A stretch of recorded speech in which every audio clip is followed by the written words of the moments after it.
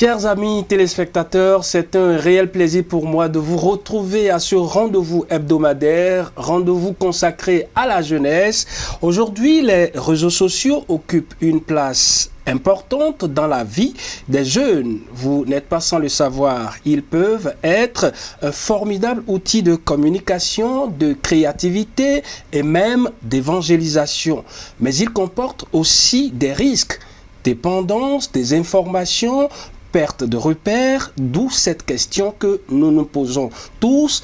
Les réseaux sociaux entre pièges et missions, quel impact sur la jeunesse? Et à la lumière du témoignage du bienheureux Carlo Acutis, apôtre du numérique, j'ai le plaisir de recevoir ce soir deux invités, dont Larios Fassinou, chargé de communication digitale de l'association de missionnaires permanents, et Community Manager de la télévision catholique Lumen Christi TV. Larios Fassinou, bonjour. Bonjour. Merci d'avoir accepté notre invitation. C'est un plaisir. Deuxième invité sur ce plateau, il a nom Bernardino Jox Acho. Il est le Community Manager de l'aumônerie de la jeunesse de l'archidiocèse de Cotonou. Bonjour. Bonjour. Merci d'avoir accepté notre invitation. C'est un honneur. Ma toute première préoccupation s'adresse à Larios Fassinou.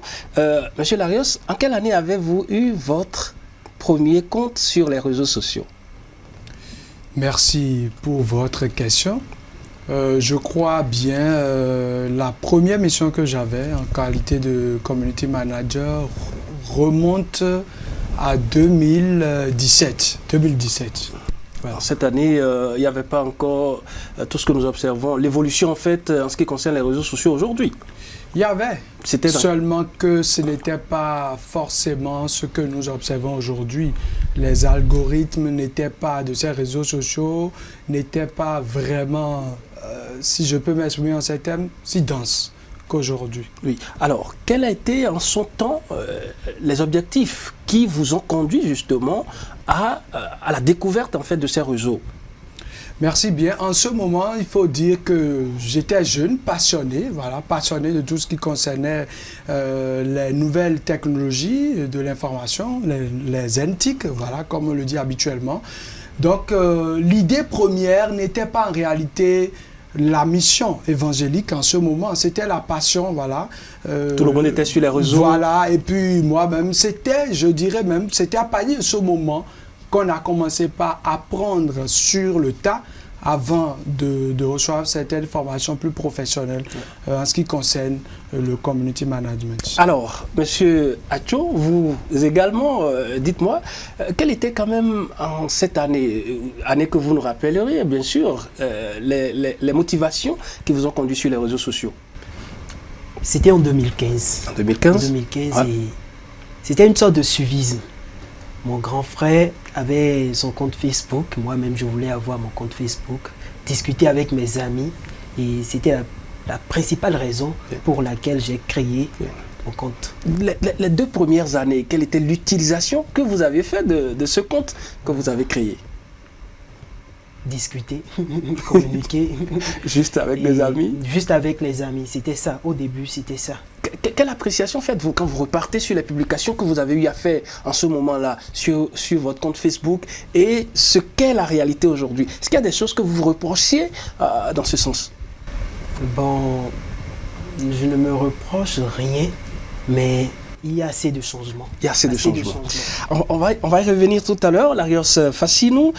Dites-moi, en fait, en tant que responsable de communauté en ligne, quelle est selon vous la place des réseaux sociaux aujourd'hui dans la vie de la jeunesse? Merci beaucoup, Monsieur Donald. Je crois qu'aujourd'hui, la place des réseaux sociaux aujourd'hui, au cœur même, voilà, de la jeunesse, cette place, elle est quotidienne, voilà. Elle est centrale, cette place, parce que, vous voyez, aujourd'hui, il est rare de trouver un jeune sans un téléphone portable, notamment un Android, un smartphone. Vous allez voir les jeunes qui n'ont jamais de l'argent, mais ils ont toujours l'argent pour acheter de quoi prendre des forfaits Internet, tout simplement pour aller sur les réseaux sociaux. Pourquoi faire concrètement pour d'autres, se faire voir, dire au monde entier ce qu'ils font, ce qu'ils mangent, là où ils vont. Pour d'autres, pour le cas de ce que nous voulons dire aujourd'hui, c'est aussi pour d'autres un outil pour évangéliser, pour aller loin dans la mission que le Seigneur Jésus nous a confiée. Alors, Monsieur Atcho, justement, quels sont les principaux atouts en parlant justement des réseaux sociaux? Parce que ce n'est pas encore connu, j'ai l'impression, du grand public de cette jeunesse-là que nous constituons. C'est vrai, c'est vrai.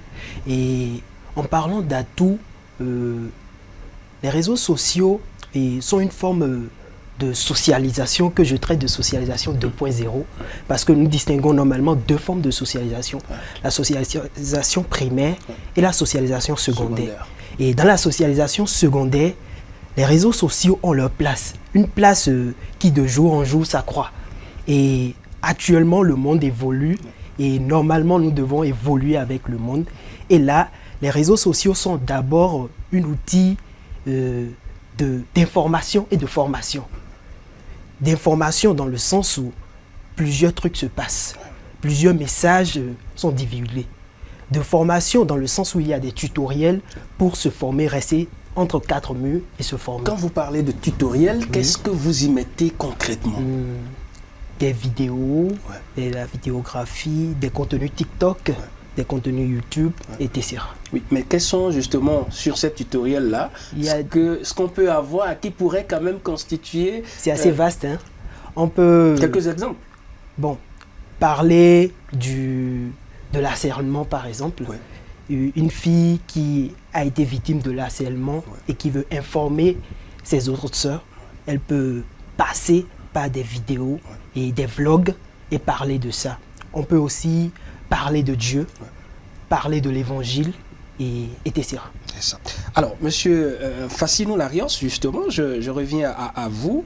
Pour vous, quels sont les principaux atouts des réseaux sociaux pour cette jeunesse? Comme mon collègue le disait tout à l'heure, aujourd'hui, les réseaux sociaux nous aident à nous informer. Parce que même aujourd'hui, les médias traditionnels, je veux parler de la presse écrite, la radio, la télévision, ils ont tous compris aujourd'hui qu'ils ne peuvent plus se passer, qu'ils ne peuvent plus ignorer l'existence des réseaux sociaux. Et c'est pour ça, vous voyez même, tous ces médias-là créent des espaces en ligne pour pouvoir exister. Donc, la première des choses, c'est l'information. Vous pouvez, en tant que jeune, en tant qu'adulte, vous informer sur les réseaux sociaux. Et comme il le disait tout à l'heure, vous pouvez aussi vous former. Voilà. Vous avez les tutoriels. En réalité, aujourd'hui, j'ai envie de faire quelque chose, j'ai envie d'apprendre quelque chose, j'ai envie de savoir cuisiner du gâteau. Je n'ai pas forcément besoin d'aller dans un centre de formation. Hein. Il y a tout ce qu'il faut sur Internet pour m'apprendre. Et ceci, détail par détail, étape par étape. Donc, il y a également la fonction de formation. Ouais. Il y a tellement de fonctions par rapport aux réseaux sociaux aujourd'hui. Mais, comme on le dit, les réseaux sociaux, c'est également comme un couteau. À double tranchant. Voilà. Un couteau peut vous servir à préparer. Et vous serez content de vous régaler en mangeant. Ce même couteau peut servir à faire du mal. Peut vous blesser. C'est comme la parole, tout simplement. La parole est comme un œuf. Dès que c'est lancé, on ne peut plus rattraper. Oui, mais Larios, justement, je reste avec vous. Dites-nous aujourd'hui, est-ce que c'est par méconnaissance des tutoriels qui constituent le côté, enfin, les atouts que vous venez de citer, est-ce que c'est par méconnaissance que nous sommes dans la dépravation, pour ne pas dire les dérives que nous observons sur les réseaux sociaux en tant que jeunes? Merci beaucoup. Je ne dirai pas ce que l'on dit généralement. Et en fait, c'est d'abord, avant tout, une question de conscience. Okay. Conscience parce que, vous savez, au début, vous avez demandé, vous avez cherché à savoir le premier compte. Moi, je pensais même déjà à une page Facebook. Mais en matière de compte, c'était un peu plus tôt. Mais en réalité, je faisais comme les autres. Je postais les photos pour avoir plus de likes et on va même demander aux gens, aux amis, s'il te plaît, va liker, je vais aussi liker pour toi. Tout ça, c'était dans l'adolescence, et même quand on a quitté l'étape d'adolescence, ça a continué parce que c'était l'environnement. C'était dans ça on était. Mais à un moment donné, il faut que celui qui fait usage de ces réseaux, de ces outils de communication, puisse prendre conscience. Conscience pour pouvoir savoir que oui, mais ces outils, je peux les utiliser autrement. Et c'est d'ailleurs cette question que celui dont nous voulons aussi parler, Carlo Akouti, justement, qui sera canonisé le dimanche 7 prochain, enfin le dimanche 7. Voilà, c'est cette préoccupation qui a amené ce jeune adolescent à pouvoir faire tout ce qu'il pouvait en son temps. On en parlera peut-être tout à l'heure, pour pouvoir annoncer la mission, amener la mission un peu plus loin. Il a été d'ailleurs, comme je peux le dire, le Jean-Baptiste de ça même. C'est lui qui a aidé à annoncer même Jésus-Christ sérieusement à sa propre mère. Voilà. Alors, je reviens à M. Atcho, qui est community manager de l'aumônerie de la jeunesse ici sur ce plateau. En tant que community manager catholique, justement, comment percevez-vous ce défi dans vos visions enfin, respectives? C'est un grand défi. C'est un grand défi parce que le community manager est là en tant que protecteur de la bonne nouvelle sur les réseaux sociaux. Puisque vous êtes enfin, community manager CM de l'aumônerie et qui est purement catholique. Donc, il est là en tant que protecteur et défenseur de la bonne nouvelle sur les réseaux sociaux et il protège aussi la vie de ses followers, de la communauté. Et là, il a deux défis. Il ne sait pas les contenus que ses abonnés suivent, regardent. Lui, il crée pour lui en fonction de l'aumônerie qu'il envoie dans le but de propager la bonne nouvelle. Mais il se doit d'envoyer et d'être en interaction avec le public pour à chaque fois les ramener sur le rail. Et donc parlant des dérives, justement, vous participez à ce que les followers que vous avez ne se détournent pas de la bonne nouvelle, du chemin de Dieu dans leur foi. Donc vous faites tout pour les maintenir dans la foi, si vous voulez dire. Voilà, et en parlant de foi, on les maintient dans le sens que ce ne soit pas une foi passive, que ce soit une foi authentique. Puisque à chaque fois, on parle de foi par image, en ce sens que, bon, je peux envoyer quelque chose, ils vont republier, partager, mais ils ne vont pas accepter. Mais le community manager, il intervient là en touchant un peu plus leur propre, leur moi personnel, pour leur permettre un tant soit peu de se détacher du réseau et entrer dans le monde réel. Le community manager, il est là pour guider les followers du monde virtuel vers le monde réel. Parce que aimer les réseaux sociaux en tant que chrétien, ce n'est pas seulement rester entre quatre murs. C'est aussi sortir des quatre murs et participer activement, être dynamique dans la vie réelle. Et c'est ce que notre bien-aimé Akouti l'a fait. C'est ce qu'il a fait. Oui. Il aimait la nouvelle technologie de l'information et de la communication. Et non seulement ça, il a décidé de façonner cette nouvelle technologie de l'information pour propager la bonne nouvelle et des fois sortir de son champ et être en collaboration avec tout le monde. Je reste justement avec vous pour comprendre réellement cet aspect que vous abordez de la chose, parlant de Carlo Akouti, un jeune, enfin un adolescent si je peux le dire ainsi. Je rappelle aux téléspectateurs qu'il sera canonisé le 7 septembre prochain par le pape Léon. Alors dites-moi, d'accord, dites-moi, aujourd'hui de Carlo Akouti, de son expérience, de sa vie, qu'est-ce que la jeunesse, vous en tant que community manager et les autres qui sont justement jeunes, peuvent tirer pour accompagner davantage la foi des followers, si on peut le dire ainsi. De la vie de Carlo Akouti, d'abord, il prend l'Eucharistie comme son chemin, son passeport pour aller au paradis. Et à travers, il a créé un site pour partager les bienfaits de l'Eucharistie, les Oui. bienfaits de Dieu, Oui.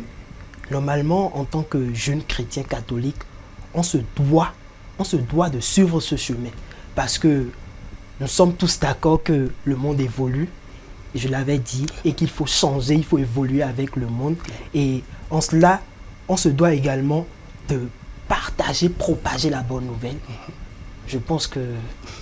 Ça va aller. Alors, M. Fassinou, quel défi, enfin, quel effet positif constatez-vous dans la foi quotidien et le quotidien, pardon, des jeunes liés aux réseaux sociaux? Effet positif. D'accord, Parce merci que vous êtes beaucoup. au contact de ces jeunes-là, en animal est différent qu'à nos sociaux. Nous sommes d'ailleurs aussi jeunes. Merci beaucoup pour la question. Déjà, quand nous étions en train de parler des défis, les défis vont nous amener à voir ensemble les impacts positifs qu'on peut avoir. Vous voyez, comme il a su bien dit tout à l'heure, en réalité, le community manager, c'est comme un père. Hein? C'est comme un père parce que non seulement il est appelé à pouvoir donner l'information, le papa éduque, le community manager éduque à travers l'information qu'il donne, mais non seulement ça, il est aussi appelé à divertir aussi sa communauté, il est aussi appelé parfois à être strict sur certaines questions.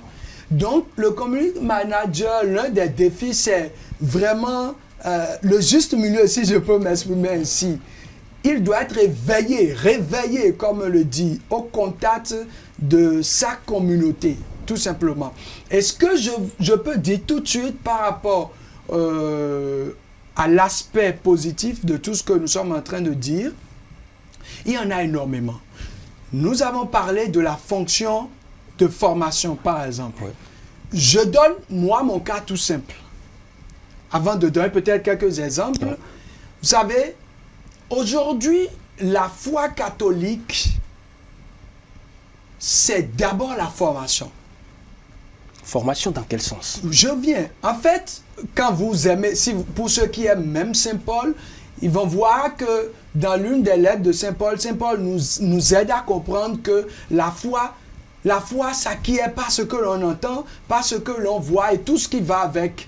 Vous savez, aujourd'hui, pour avoir la foi en Jésus-Christ, il faut aller vers la connaissance en Jésus-Christ. Il faut chercher. Et aujourd'hui, avec les réseaux sociaux, moi, à un moment donné, je vous dis, tout ce qui concerne la doctrine de l'Église catholique, les dogmes de l'Église catholique, toutes les questions qu'on peut même dire les plus compliquées, Vous avez les réponses à travers les réseaux sociaux. j'ai facilement les réponses. Je prends juste le cas de Facebook. Il y a un forum qu'on appelle, une plateforme sur Facebook qu'on appelle un prêtre vous répond. C'est vraiment un creuset qui permet d'avoir toutes les réponses que vous voulez sur la foi catholique. Et ça, par exemple, c'est positif. Même à la catéchèse, je me rappelle une fois, je donne les cours de la catéchèse. Il y a une fois, on m'a posé une question que je n'avais pas l'élément de réponse tout de suite. Mais je vous assure, grâce à cette plateforme-là, ce creuset-là sur Facebook, puisque c'est des prêtres qui répondent, j'ai eu des éléments bien précis. Est-ce à dire que la jeunesse n'a pas connaissance des plateformes du genre pour approfondir sa foi? Il faut dire qu'il y a d'abord l'ignorance. L'ignorance qui dit qu'on n'est pas informé de telle possibilité, de l'existence de telle possibilité ou pas. Il y a ça. Mais au même moment, il y a qu'on peut bien connaître. Parce qu'il y a un piège. Quel est le piège? Le piège, vous voyez, il y a une autre fonction des réseaux sociaux, c'est la fonction du divertissement. Vous voyez, aujourd'hui, c'est simple. Ça n'a même pas besoin d'être. Ce n'est pas une question de chrétien ou pas.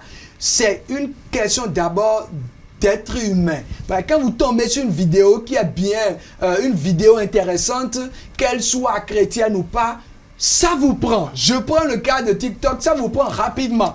Et sans que vous ne sachiez, vous avez déjà passé des heures sur place Mais vous savez que vous avez la possibilité de prendre ce temps-là pour aller écouter l'évangile qui aujourd'hui est disponible sur toutes les formes possibles sur Internet, que ce soit écrite, que ce soit en audio, que ce soit en vidéo. Donc, c'est deux aspects. On peut ignorer l'existence, mais on peut bien connaître, mais la réalité des contenus ne nous permettent pas forcément. D'où aussi la question de la conscience. Je vais revenir à vous tout à l'heure, Monsieur Facile. Monsieur Acho, dites-moi, quelle initiative concrète peut-on aujourd'hui mettre en place pour former les jeunes à un usage responsable et missionnaire des réseaux sociaux? D'abord, il faut commencer par les mentorats et guider les jeunes, des cours pour leur montrer ce qu'ils peuvent gagner, ce qu'ils peuvent tirer des réseaux sociaux. Ce n'est pas qu'ils ne savent pas. Ils en ont conscience. Mais le problème, c'est qu'en tant qu'humain, on a tendance, mais ce n'est pas tout le monde, on a tendance à ignorer des choses et quand une autre personne nous parle de cela, ça nous titille et on pousse notre curiosité à aller vers. Il y a également l'ignorance, comme il a dit, en ce sens que au début, lors de la création de leur compte, ils n'ont pas choisi les contenus qu'ils veulent suivre. Donc, ce qui veut dire, vous voulez dire qu'en temps normal, tout le monde n'a pas besoin d'aller normalement sur les réseaux sociaux sans forcément avoir des notions en création de contenu. Non. C'est accessible à tout le monde. À tout le monde. Et même un enfant, à plus forte raison, les enfants, ils vont sur les réseaux sociaux sans souci. Et s'ils savent parler, s'ils savent s'exprimer en français, écrit, ils cherchent ce qu'ils veulent. Les petits. Est-ce à dire que c'est parce qu'on n'a pas d'objectif de départ à la création de ces comptes que nous observons les dérives, ces dérives sur les réseaux sociaux? On peut le dire ainsi. On peut le dire ainsi, en ce sens que l'enfant de 15 ans, qui peut-être après son BEPC et en vacances a voulu parler avec ses camarades. Son objectif, c'est juste de parler avec ses amis. Camarades. Et de fil à aiguille, il va remarquer qu'il y a autre truc, autre facette des réseaux sociaux. Ça peut ne pas être la bonne nouvelle, ça peut ne pas être parler des saints, etc. Et ça peut être voir les artistes chanter, voir des jeux vidéo, etc. Là, c'est comme si il ne connaît pas. Non, ce n'est même pas comme si il ne connaît pas. Et il faudrait qu'on l'oriente vers là. Alors, Monsieur Facilon, je reviens à vous. Nous sommes pratiquement à la fin de cette émission. Le temps passe très vite, 26 minutes. Dites-moi, en quoi, justement, aujourd'hui, Carlo Akouti peut-il inspirer la jeunesse? Merci beaucoup. La première des choses, c'est l'intimité avec Jésus-Christ. Parce que Carlo, oui, aujourd'hui on parle de Carlo qui a utilisé les réseaux sociaux, qui a utilisé les nouvelles technologies et tout pour pouvoir annoncer l'évangile. Mais le déclic a commencé avec sa relation avec le Christ. Surtout quand il a reçu Jésus-Christ. À partir de ce moment, il n'était plus le même. Et donc, la première des choses à retenir en tant que jeune ou non, pour l'utilisation missionnaire des réseaux sociaux, il faut savoir qu'il faut obligatoirement avoir une intimité, une vie de prière personnelle avec le Christ. Parce que vous pour annoncer... Oui, je ne vous coupe pas. Est-ce à dire que tout ce que nous observons sur les réseaux sociaux, que ces derniers, enfin, ces abonnés, ces followers ou tout ce que vous voulez, présents sur les réseaux sociaux n'ont pas une certaine intimité avec Dieu? Non, en réalité, dans le suivisme en fait. Je ne dirais pas ça. En réalité, l'objectif dans lequel je suis, c'est quand on parle d'utilisation missionnaire. C'est-à-dire, j'utilise les réseaux sociaux pour annoncer l'évangile. C'est dans ça que je suis. Ouais. Donc, il faut, quand je dois annoncer Jésus-Christ avec cet outil, je dois obligatoirement être déjà convaincu que Jésus-Christ est réellement maître Seigneur de ma vie. Et ce n'est qu'à partir de ce moment que je dois maintenant savoir, toujours avec notre ami, lui c'est mon ami Saint Paul, qui nous invite à pouvoir évangéliser obligatoirement, il faut évangéliser et ceci par tous les moyens possibles. Et nous parlons d'un moyen Et très Carlo important Acuti a aujourd'hui. trouvé quand même la formule. Lui, il a décidé d'évangéliser à travers les réseaux sociaux, les canaux sociaux, surtout Justement. avec son application. Donc, il faut d'abord, la première des choses, il faut d'abord avoir une intimité avec le Christ. Après ça, la vie de prière, après cette vie de prière, pour utiliser les réseaux sociaux en tant que missionnaire, il faut chercher à connaître la mission. Oui, la mission que moi, je n'ai pas la mission que tu as. La mission n'est pas la même. Même sur les réseaux sociaux, en tant que missionnaire, nous n'avons pas la même mission. Donc, il faut découvrir, discerner et accueillir sa propre mission. Et ce n'est qu'après ça, maintenant, il faut chercher les moyens pour pouvoir maintenant atteindre cette mission-là, qui n'est rien d'autre que annoncer Jésus-Christ. Jésus-Christ. Parce que n'oublions pas, hein, Via les canaux sociaux. il faut toujours se rappeler que nous tous, nous cherchons à être saints. Et pour être saints, il faut aussi annoncer Jésus-Christ. À 15 ans, il est bienheureux, saint, Carlo Acuti. Alors, Monsieur Acho, dites-moi, en une phrase, quel appel fort adressez-vous aux jeunes pour transformer les réseaux sociaux en mission plutôt qu'en piège? Il ne faut pas se contenter d'être un consommateur passif. Il faut se faire former et propager la bonne nouvelle à travers ces canaux et sortir de ces canaux pour les essayer dans le monde réel. Merci bien. C'est fort. Alors, rapidement, nous allons finir. Votre mot de fin pour clôturer cette émission. Carlo Acuti, on en parle. La jeunesse qui nous suit à l'image donc de ce jeune, de cet adolescent, si vous le permettez, 15 ans seulement, mais qui réalise quand même des merveilles dans l'évangélisation, dans la mission de la proclamation de la bonne nouvelle. Merci beaucoup. Carlo aujourd'hui est un modèle pour nous tous, un modèle pour chacun, adolescent. Rappelons-nous, si aujourd'hui nous parlons de tout ça, aujourd'hui sur lui, c'est parce qu'il a avant tout cherché à rencontrer le Christ. Rencontrons le Christ et dans l'utilisation donc des réseaux sociaux, il faut que nous puissions faire preuve un peu plus de retenue, faire preuve un peu plus de conscience. Nous avons la possibilité de nous divertir, nous avons la possibilité de nous former, mais rappelons-nous toujours, en tant que chrétiens, nous avons le devoir d'annoncer Jésus-Christ. Alors, n'oublions surtout pas cela. Annonçons Jésus-Christ par les réseaux sociaux. Merci beaucoup. Merci à vous deux, Bernardino Acho, Community Manager de l'aumônerie de la jeunesse de l'archidiocèse de Cotonou, Larios Fassinou, qui est Community Manager également de la télévision catholique que vous connaissez très bien. Mesdames et messieurs, nous sommes à la fin de cette émission. Nous parlons tantôt des impacts des réseaux sociaux sur la jeunesse, entre pièges et mission.